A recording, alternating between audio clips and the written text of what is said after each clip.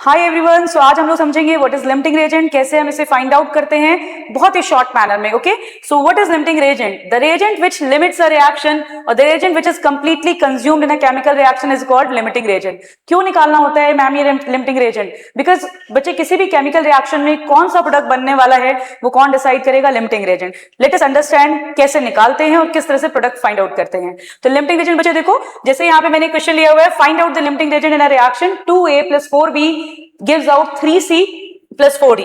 तो अगर मैंने ये रिएक्शन ली 2A plus 4B gives out 3C plus 4D, always remember reagent जो होता है लिमिटिंग रिएजेंट वो हमारे रिएक्टेंट्स में होगा.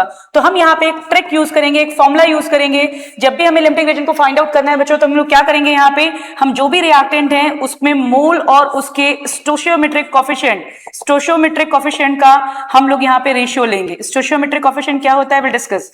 ठीक है, ये हमें ध्यान रखना है, बस हमें ये करना है. तो लेट अस डू इट.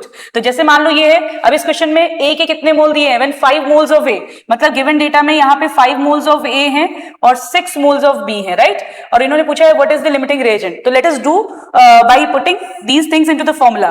तो 5 स्टोशियोमेट्रिक कोफिशिएंट होता है बच्चे ये, तो 5 अपॉन में हम क्या करेंगे 2, 6 अपॉन में हम लोग क्या करेंगे 4. तो अब इसका हमने रेशियो निकाल लिया, तो ये क्या आ जाएगा 2.5 और ये बच्चे क्या आएगा 1.5. तो अब आप देख रहे हैं इन दोनों में जो भी आपका रेशियो कम आएगा वो हमारा क्या होगा? लिमिटिंग रिएजेंट होगा. So what will B limiting reagent in this case? तो B will be the limiting reagent, right. तो ऐसे हम सिंपली फाइंड आउट करते हैं व्हाट इज लिमिटिंग रिएजेंट. अब कैसे इसमें प्रोडक्ट बनता है, कैसे इस पर डिपेंड करता है, तो फटाफट से देखते हैं. ये आपको क्लियर हो गया होगा, तो आगे बढ़ते हैं. Let us check this question. अगर हम इस क्वेश्चन को देखें, इन द फॉलोइंग रिएक्शन, ये जो रिएक्शन दी हुई है 4NH3 + 5O2 4NO + 6H2. पहले तो आप फटाफट से इसमें बच्चे अपने आप लिमिटिंग रिएजेंट फाइंड आउट करो.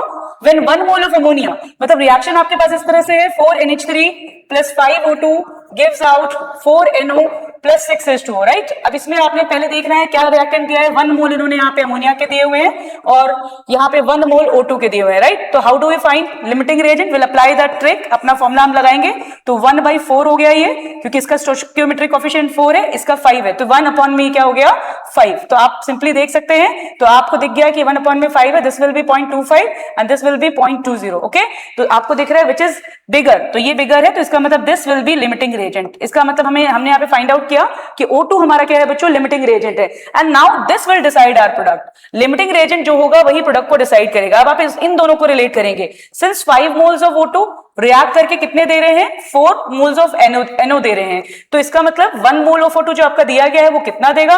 तो दिस विल बी 4/5. तो यानी कि यहाँ पे आ जाएगा 0.8. तो what will be our option? 0.8. इस तरह से बच्चों आप इजीली देख सकते हैं व्हाट इज लिमिटिंग रिएजेंट, और लिमिटिंग रिएजेंट डिसाइड करने के बाद उसी पे प्रोडक्ट डिपेंड करेगा. Thank you so much.